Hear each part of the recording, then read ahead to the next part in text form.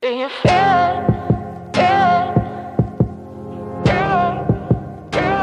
Do you feel it in the air? I want to talk about some tips on how to successfully diet. Drink a lot of water. You know, don't drink sugary stuff. Just basically stick to water, stick to tea, stick to coffee, things that are 0 calories and that will hydrate you. You're gonna stay more full and you're not thinking too much about food.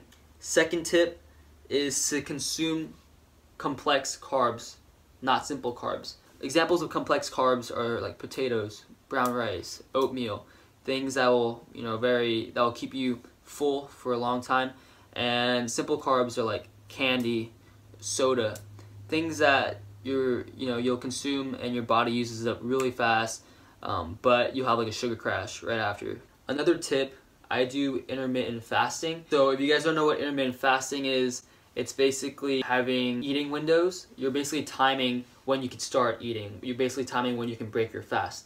So I like to do this because I don't like to eat small meals throughout the day. You know, if you have a certain amount of calories per day, I don't like spreading it throughout the day and I'll feel hungry after every little meal. People think it's healthy to eat 6 small meals per day that'll help you lose more weight or whatever, but that's not true. In the end, it just depends on, like I said, calories in versus calories out. And also people think that you can't eat late at night because it's going to lead to fat gain or whatever. That's also a misconception, guys. You can eat whenever you want, however much you want per meal, as long as you don't go past your calories. But anyways, back to intermittent fasting. So I wake up at like 8. I don't like to start eating until like 12, maybe 1 sometimes, because that means I'll have more calories to fit in the rest of the day, right? I'm not going to have to spread it over a long period of time. If I wake up at 8 and I start eating immediately, start using up my calories, then by like 10 at night, I'll be starving because I'll be out of calories. But if you start later throughout the day and you start eating, using up your calories, then you'll feel more full because you have a lot more calories to play with, if that makes any sense. It's not for everyone. Not a lot of people can wake up and not eat anything, especially if you're a breakfast kind of person. And last but not least, guys, this is a very hot topic. Should you have a cheat meal once a week? And my answer to that is, it honestly depends on how you're feeling in your cut.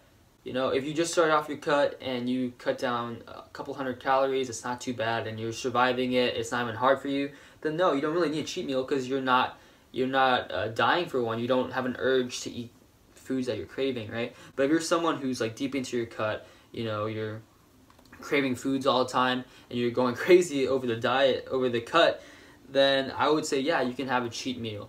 A cheat meal basically suppresses your cravings, and also it might speed up your metabolism. Your metabolism might be like slowed down from all the dieting and everything, and just low carbs and low fats every day. So having a cheat meal once a week that's planned out is a good way to speed up your metabolism again, so that the starting of next week you can be ready to diet and your body can burn more fat over time. But more so, a cheat meal is just basically important to keep your sanity. A planned cheat meal is okay once a week. Now, when I say cheat meal, I don't mean cheat day where you just binge on everything, in 24 hours and you basically gain back all your calories, gain back all the weight that you just lost.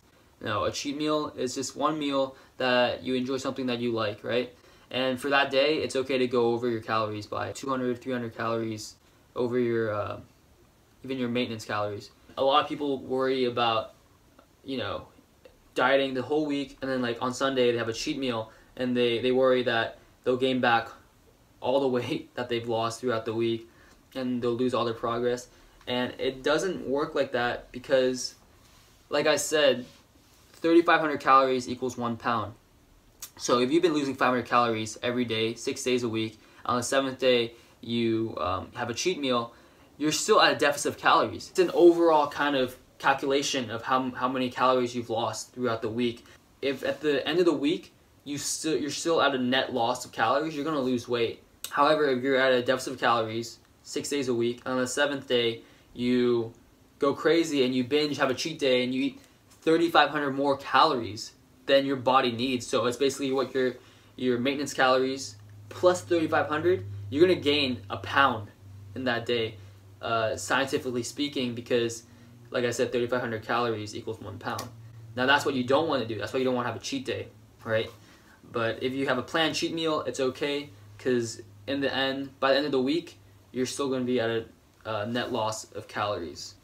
I know you might be asking me, then how come after a cheat meal the next day I weigh myself and I've gained like a pound or 2 pounds or whatever? Okay guys, that's not real weight that you've gained. I mean, it's not real fat that you've gained. What that is water weight. When your body consumes a lot of carbs, when your glycogen storage goes up, then basically your kidney retains more sodium, and this causes your body to just retain more water, because if you have a higher sodium intake, then your body is going to compensate with an increased amount of water retention, just so that you have a good balance. Give yourself a couple of days to lose that fluid weight, to lose that water weight, and you'll be back to normal. So I hope this video gave you guys a little more insight into dieting. I know I always get questions on how to diet correctly, on how to count macros and all of that. I want to thank you guys for watching this video. Please give it a thumbs up, please subscribe, and I'll catch you guys in the next one.